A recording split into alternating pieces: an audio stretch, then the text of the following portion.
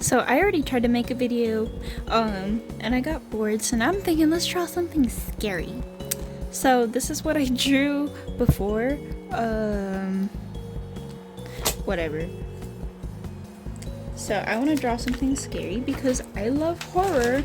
Maybe a little funny, funky, I don't know. Let's just see what comes out from my fingertips. Let's just see what these old fingers can do.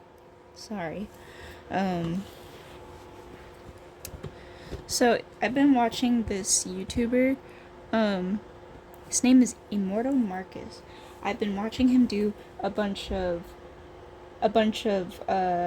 what are those called? Those tapes, like those lost tapes, analog horror.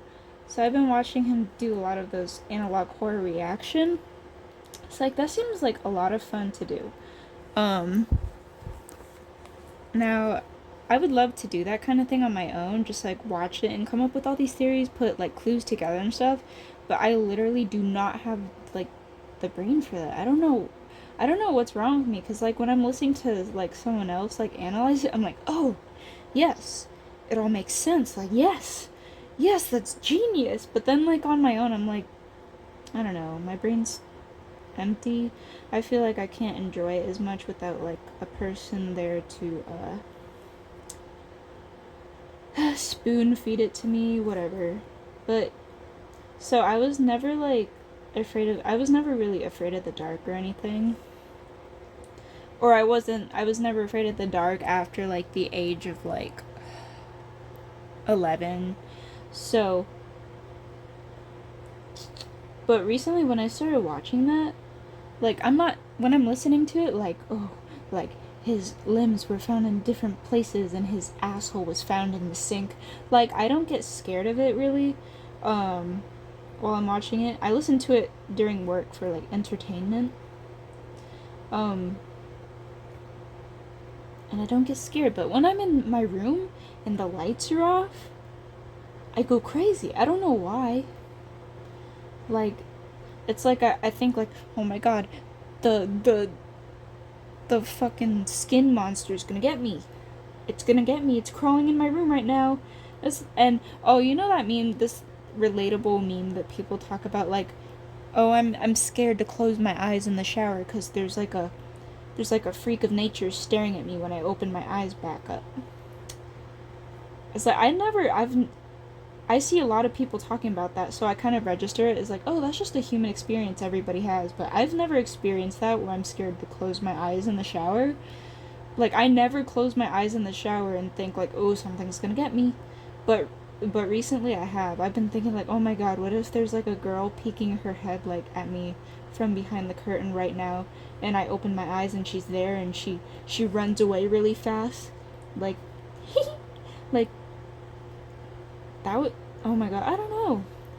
It's just a weird development that I've had. It makes me start thinking like, what if this is real? Like, what if stuff like how how unrealistic is it that that would happen? People say like, oh, cause science, you know, like it's fiction. Like, you know, this stuff wouldn't happen. Let me show you what I have real quick. Is that scary? um, I guess this is like another chin, but people are like, oh, stuff like that would never happen. Like, you're never gonna have like creatures on Earth that pretend to be human. It's like, how do you know though? Like, you say that until it happens, and what if it happens one day? You'll never know. And what do you even do at that point? Like, do you follow? Do you still follow laws, or was like, let's talk about the apocalypse. So I was growing up, I was obsessed with Telltale's. Oh, I ruined the drawing with those lines. I was obsessed with Telltale's The Walking Dead. I love the story. I love Clementine. I don't want kids, but if I ever had a daughter, I would name her Clementine. I think it's a beautiful name.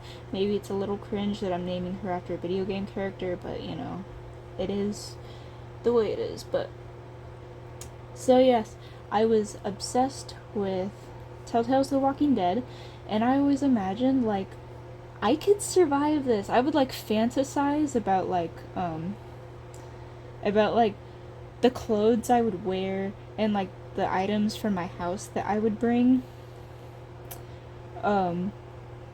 it's ridiculous because I literally would imagine myself wearing a hoodie in like the summertime, like in the beating heat. Beating heat, does that make sense? I would imagine myself wearing a hoodie. It's like, oh yeah, walkers can't bite through this shit. And then I would I would imagine myself being tough on people, like, you can't just treat people like this. Like, I would like mouth my lines in the shower where the girl's like staring at me from behind the curtain while I'm like fantasizing about zombies. But I guess this is like a little cat guy. Aww. I give him like a cat melt. I would fantasize. I was like, honestly, if I were in the apocalypse and I had that damn hoodie on, I'd have a heat stroke. It wouldn't even be the zombies that kill me. I'll just die from being stupid on my own. Yeah, I don't know. I was obsessed with giant hoodies when I was little. Oh, by the way, this is off topic. I was obsessed with Mitch Grassi from Pentatonix, this a cappella group, and I was obsessed with Mitch Grassi from an a cappella group. Let's say I was like 11 or 12, maybe 10. So, sorry, I got distracted with this. I was like 11 or 12. Oh yeah, so that's where my love of big hoodies came from. So I saw like Mitch Grassi. He's like always wearing like. For some reason, I was convinced that we look alike. I don't know why I was so convinced to the point where I was convinced that we look alike. But I don't know if you've seen me. I don't know if you've seen me, but I look nothing like him in the slightest. So he has like a. He back in the day, I don't know about anymore, I haven't seen him in a while, but he used to have like a emo flap of hair. So I would like wear an aggressive side part to kind of match that somehow. And Jesus. Oh yeah, and then so he also had like a dimple or dimples on the side of his mouth, and I do not have any kind of dimple. Well, I guess maybe you could argue there's like weird dots next to my mouth when I smile. I'm not sure if you would call that a dimple, but it's definitely not what people would call dimples, I guess. So yeah, I took a picture of me like forcing like a dimple on my face. Oh yeah, I would like watch those videos about like shoving pencils into your cheek to like give you dimples. And I would do that. And like, give him a long neck.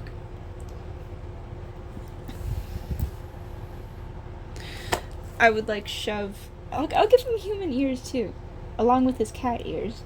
So I would shove pencils into my cheeks to give me dimples, and I took like this side-by-side picture of us and posted it on Facebook, as if like, don't you see the resemblance? Like, come on. Who's who really? I don't know, but I'll talk about something a little embarrassing. So I watched Brittany Broski, and she talks about her love of fan fiction. If I were anybody watching this, I wouldn't like where that's going.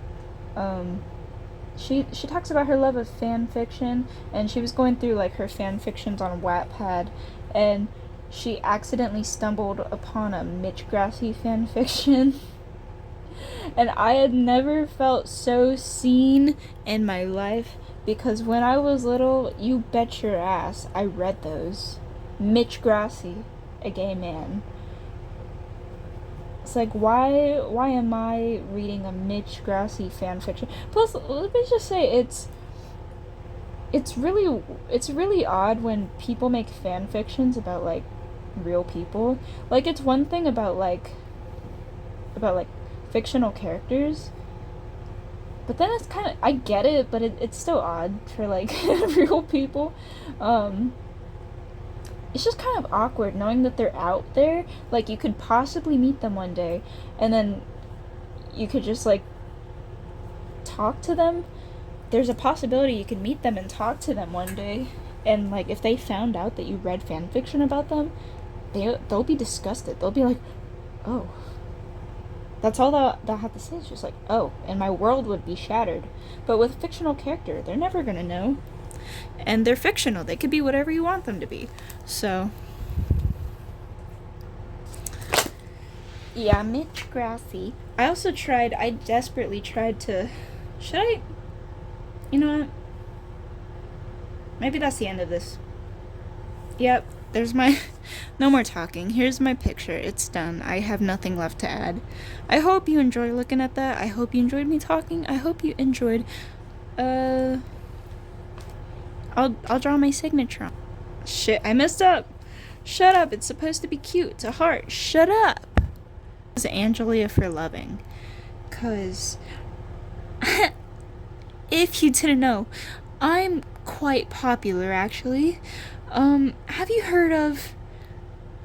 I'm sorry. I was gonna make a joke. I don't know what joke I was...